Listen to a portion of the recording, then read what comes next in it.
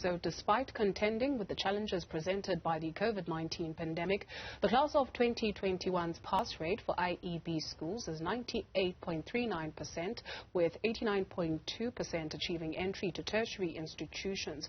We're joined for reaction by Lebogang Montjane. He's the Executive Director for Independent Schools Association of Southern Africa. Mr. Montjane, thank you very much for joining us this afternoon.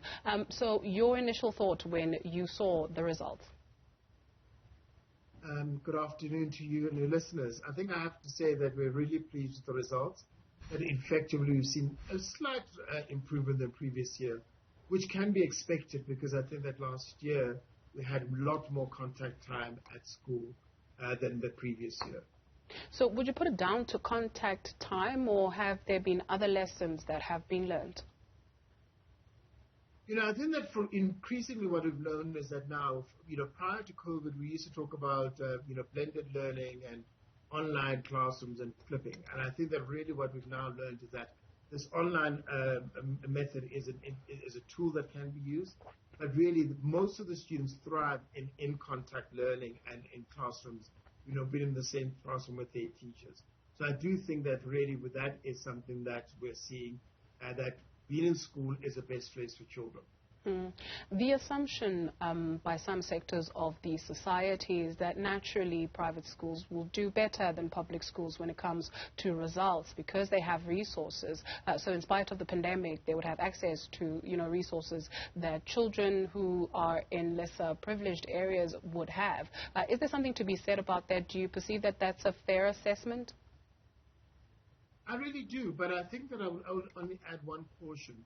When you look at our quintile 4 and 5 schools in the public system, if you took their results, I suspect that it would be quite close to how independent schools perform.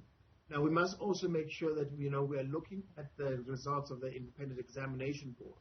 But we do have many independent schools, including members of ISASA, who write the exams through their provincial education departments. So really, it is a point, and also something that we are very cognizant of in independent schools is that we've managed to continue teaching and learning right through the pandemic, either online and in person, whilst I think our quintile 1, 2, 3 schools, which are no-fee schools, have struggled in ways that us in the more fee-paying sector have not struggled with. You have underscored the importance of contact learning and making sure that learners are in class. Much is being said about the rotational learning suggested by the Department of Basic Education. Your thought on that? I think that really that's something that must be commended. The state system is enormous. So, for example, when the matric results are announced by the minister, she'll be talking between 500,000 and 750,000 pupils each year writing matric in the state system, whilst the IEB is only examining 10,000 students. So we must really see that distinction. And so the challenge of a huge system where you have to choose, that kind of rotational learning to make sure that you're keeping some kind of contact with pupils because of COVID is something that is commendable rather than simply closing down schools. I think that something that we are really privileged in South Africa is that our government was prepared to continue with teaching and learning, unlike, for example, a country like Uganda, which simply closed all schools.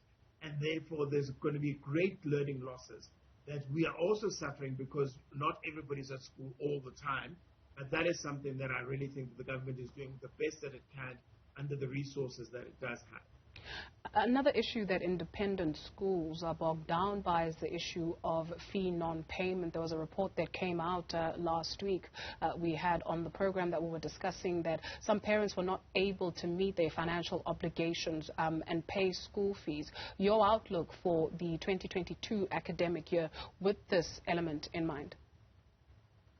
I think we're really excited about that we began the academic year in person this year rather than last year, where we actually did not know when we would be permitted to open, and now that we've got this kind of stability. And I'm also seeing, and I think that we are glad that we are managing COVID and that we're moving forward as a country. So I suspect that with more people going back to work and more employment, that people will be able to pay fees.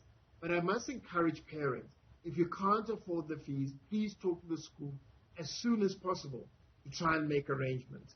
Also, there are very good public schools that charge lower fees, and even in the independent sector, not everybody is charging high fees.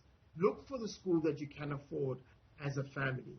And I encourage parents to really talk to their schools early so that we can get those children back in school. It's always about the best interests of children, and we must all work together in order to achieve that outcome. Indeed. Executive Director for Independent Schools Association of Southern Africa, Mr. Lebogang Montjane, thank you for availing yourself.